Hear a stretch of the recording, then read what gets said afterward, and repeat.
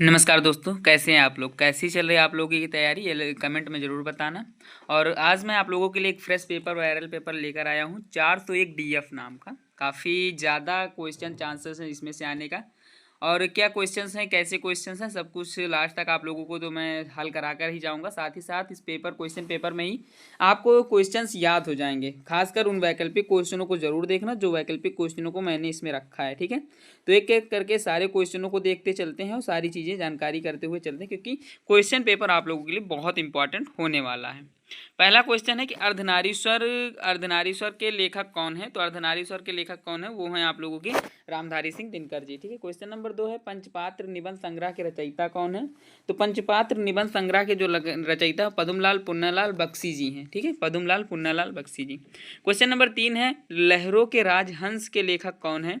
मतलब लहरों के राजहंस का नाटक के लेखक कौन है? तो इसका आंसर क्या होगा? यह है मोहन राकेश जी। कौन? मोहन राकेश जी। मोहन राकेश क्यों प्रसिद्ध हैं? क्योंकि ये यात्रा वृत्तांत की रचनाएं ज़्यादा कर लिखते थे, ठीक है। स्मृत की रेखाएं विधा की रचना है, तो स्मृत की रेखाएं जो है आप लोगों को संस्मरण है। क्या है? संस्मरण, ठीक है। क्वेश्चन नंबर 5 की तरफ बढ़ते हैं। क्वेश्चन नंबर 5 क्या कहते हैं? सूरज का 7वां घोड़ा के लेखक कौन है? तो सूरज के 7वें घोड़े के लेखक है धर्मवीर भारती जी। कौन है? धर्मवीर भारती जी। क्वेश्चन नंबर 6 हमारा रीतकाल के किस कवि को कठिन काव्य का प्रेत माना जाता है, कहा जाता है? तो रीतकाल के किस कवि को?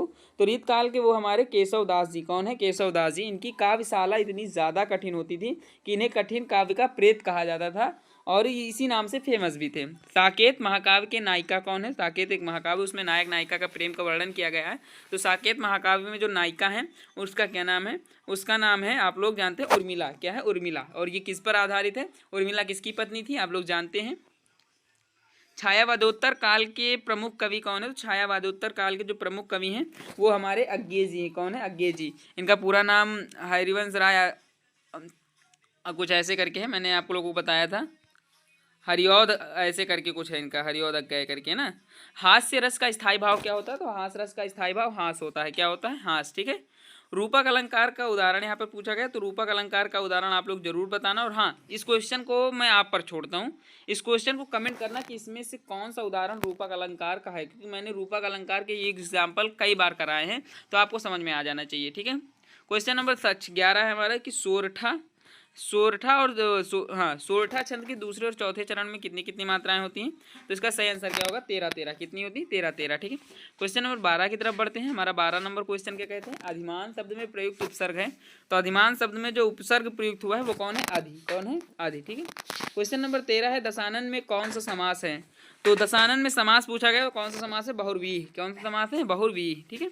आगे बढ़ते हैं क्वेश्चन नंबर 14 की तरफ। अश्रु का तद्भव रूप क्या है?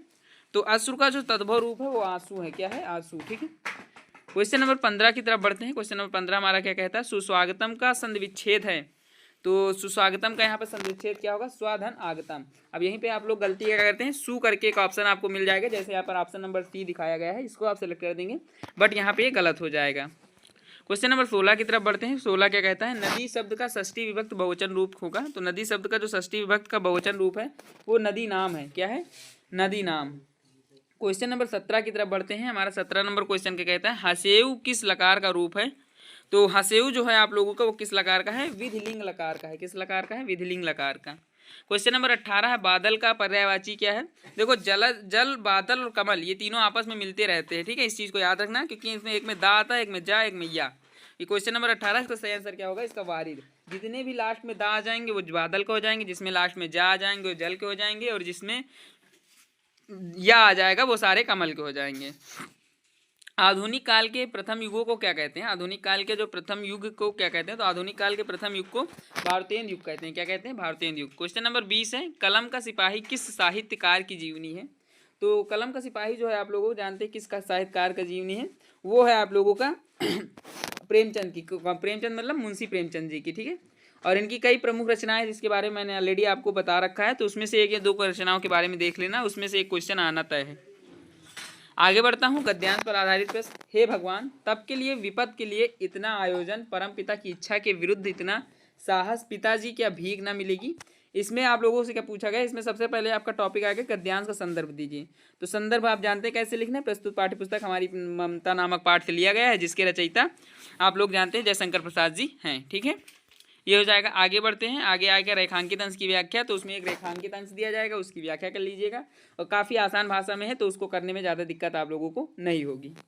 ममता ने अपने पिता के किस कार्य को ईश्वर की इच्छा के विरुद्ध बताया है? तो ममता ने किस कार्य को बताया है?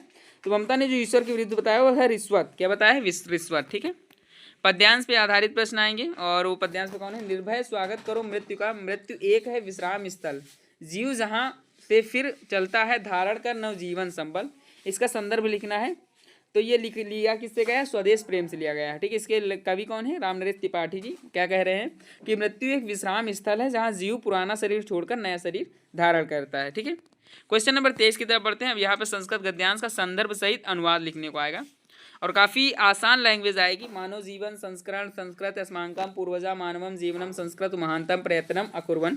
मतलब कि मानव जीवन कैसा है? मानव जीवन आप जानते हैं गुरु मंत्र नामक टॉपिक से लिया गया, संस्करण और संस्कृत से भरा है। ठीक है।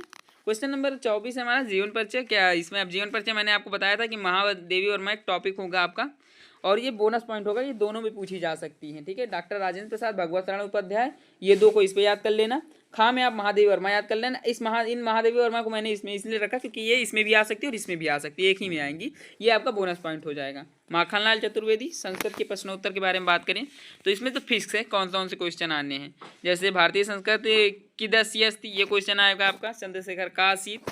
उसी प्रकार से आप लोगों का एक क्वेश्चन आएगा वीर केन पूजिते, तो वीर वीरेण पूजिते, आपका यह ऑप्शन सही हो जाएगा। उसके बाद अगर मैं बात करूँ क्वेश्चन नंबर 26 की, तो निबंध लेखन के बारे में 9 अंक का आएगा और मैंने आप लोगों को इसमें विज्ञान अभिशाप या वरदान पे एक टॉपिक आपको करवाया है, वो आप लोग पढ़ लीजिएगा। पर्यावरण पे मैंने करवा रखा है, वो आप लोग पढ़ लीजिएगा।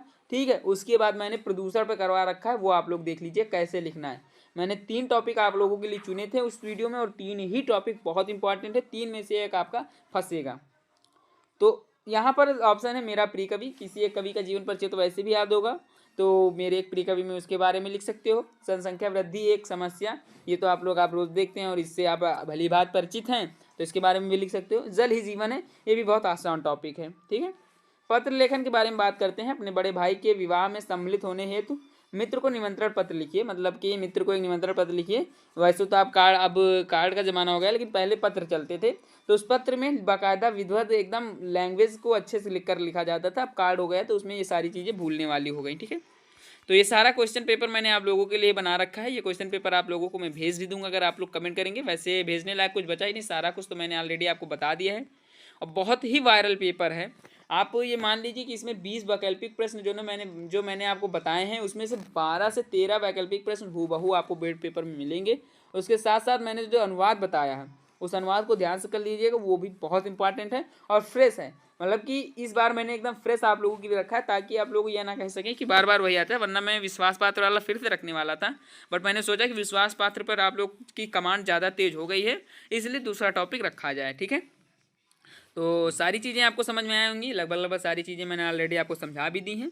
मिलता हूँ किसी और पेपर किसी और टॉपिक के साथ। हिंदी का पेपर अभी आप लोगों का दूर है, उतना भी दूर नहीं कि आप तैयारी ना करें। विज्ञान इंग्लिश वगैरह को भी ध्यान देते रहें। वैसे मैं अब वीडियोज़ उसके लिए भी डालूंगा, शायद आज ही एक वीडियो में डाल दूंगा विज्ञान का, तो उसको आप लोग देख लीजिएगा। ठीक है। आशा करता हूँ, उम्मीद करता हूँ, विश्वास करता हूँ कि आप लोगों को चीज़ें समझ में आई होंगी। मिलता हूँ किसी और वीडियो में, तब तक के लिए धन्यवाद। बढ़िया से पढ़ाई करें, ज़्यादा टेंशन ना लें।